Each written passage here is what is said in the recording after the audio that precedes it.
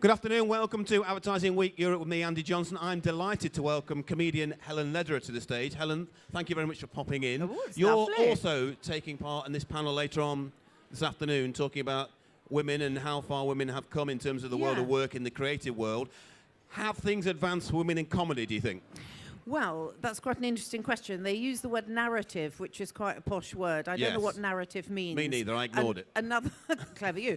And then there's another buzzword called precinct. Well, and I always thought that was a typo for another word, but precinct, not the right precinct. Not a shopping precinct. No, not. But you know, when you get a rejection letter, you wouldn't get that. They go, not the right precinct. And you go, precinct can't be right, but that's buzz. Anyway, so how has comedy changed for women? Well, obviously, I will pick up on the fact that, you know, I started about 25 years ago, and I think there are only that many women doing it. And of course, now, with the 30 and 40-year-olds, it is market forces have completely changed it. It's controlled by agents. Stand-up comedy is very normal, but the content is defined. I would have disputes about the gender-based content so much now. And I think there's a bit of, I would say this, ageism. So where are the older funny women, or assuming one is a bit funny? So I think there's quite a lot of parity to make up in a paradoxical way, because although there's more women out there, I'm not laughing that much. So when you broke through 25 years ago, it would have been what? Dawn French, Jennifer Saunders? They were about 3 years ahead of me. Right. And I remember them when they used to wear Guernseys, you know, those kind of navy blue jumpers. Yes. They both wore the same, well, not the same one, but two individual ones and white trousers. It was quite amusing. And plimsolls. But I was doing my own stuff on my own. And I think, rightly or wrongly, good gigs and bad gigs, that's quite different. And there can only be two queens of comedy at the time that were champions. So again, paradoxically, it was quite difficult for other women to make their presence felt at the time. So it's as difficult Also, I was probably quite bad. So I haven't allowed for that. But it was really difficult in a minority job. You get the two women at the top, like Margaret Thatcher, not that there's a comparison. And it's quite difficult for other women to kind of be known. But you would say there's, I mean, obviously you do comedy and you do acting as well. There's the same difficulty then, is there, for women who have been around quite a long while to get the jobs, as there are for women who are acting who say they don't get the jobs after a certain age. Is that the same thing in comedy? I think so. I think there's less parts being written, although that is changing. I mean, massively changing now. So I'm still quite bitter about sort of knocking on doors and getting my rejection letters. But because it's the 30 and 40-year-old women writing it, it obviously quite understandably is reflecting their world. So there is a gap about, I think, the demographic that watch people are often older than 30 and 40-year-olds. So there is that gap about getting vaguely intelligent, witty, female-led, which is stuff out there, which is why I'm setting up my Comedy Women in Print prize to try and encourage more women to write sort of intelligent, witty content. Tell us about that. Which I wove in smoothly. You're such a pro, Andy. I love you. We're at Advertising Week. We advertise everything here. You've got your chance. Just go for it. Go for it. I could run courses on this, maybe.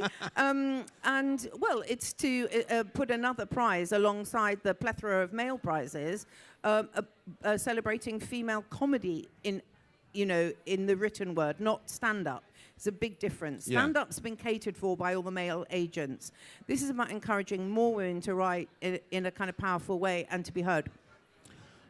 And I did a really adverse body language there. I went all demure when I was saying something strong. Interesting, have to address that. Got to sort that out. Need to go on a course. I'm just keeping to this pose the whole time. Yes, that's good. It's a bit scared. It's because it's Thursday afternoon, and I'm short of caffeine. Really, we're nearly at the end. I might be your last person. Near at the end. Oh. But also talking about writing, the autobiography. Are we nearly there? Are we going to get it out this year? What do we think? Well, I'm told to get the autobiography in the high street, in the supermarkets, there has to be a certain exposure of some kind of abuse, some kind of sexuality. Well, I can probably do the sexuality because everybody was having sex in the 80s. Yeah. So it's a decision. Do I that's do what I that? said yes for. I'm trying to think. Yeah, I think I did I don't once. think yeah, you and yeah. I'm older than you. No. I was at college in the 80s, so yeah, there was some sex. You were a there was baby. some sex. Yeah. So I had to have the sex, and I think that would be something to talk about, a la Carrie Fisher, in her very clever way when she talked about Harrison Ford, because of course he's still alive. Yes. So it's an interesting debate. I think I'm going to go down that road. Why not? Talking of Carrie Fisher, one of the things I and many other people find very funny, I don't know if you do, is Catastrophe with Sharon Horgan. There's an example. Brilliantly written, isn't it? It is. I mean, I'm very, very jealous, but give me that any day to some of the more... Do you remember, you're so young, Harry Worth? My father used to like the Harry Worth type. I remember seeing that, that kind of female Harry Worth type of humour is not for me, sort of family viewing, although it has a place. Catastrophe is what about doing Fleabag? Did you like Fleabag? Fleabag as well. Yeah. That reflects a younger, ruder, out there element. I'm jealous of both of them, but I actually love both of them. But I need to invent a kind of 55-year-old plus version, that's all. You need to get there in the middle between the two of those. I do, totally. There's a sandwich situation. There's some sex for us. Nobody's listening to us, so it's we a good note to end on, though, Andy. This is fantastic. Get in the middle of Fleabag and Catastrophe. Yes, I'm going. What a sandwich that could be. He says, moving swiftly along, getting very red in the face. So we've got the club coming, or the prize for women. We've got the book coming up. What else? Well, maybe a reality show. That's another thing that everybody cringes about. But in terms of getting marketability and commerciability in order to get the real projects on, it seems that one has to go down another road. So what would be previously dismissed as, I don't know, tacky, or you just go, no, I've got to break some new rules.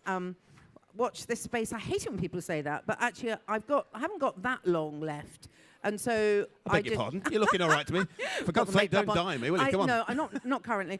But I just want to... I think I'm going to try and do some things that other people would disapprove of in order to get the other work out. Good for you. I back anybody who does things we disapprove of. That sounds a very good idea. Well, look, thank you for coming and talking to us. Thank you, Andy. 5:15. Look forward to the book. And drinks for you now. Drinks? Well, not far off. I think I may have one other they've shoehorned in. But, I want a drink now. Why don't we go for a drink? Okay. It's a good idea. Ladies and gentlemen, Helen Lederer, thank you very much indeed. Thank you to the hordes of people taking note. Thank you very much.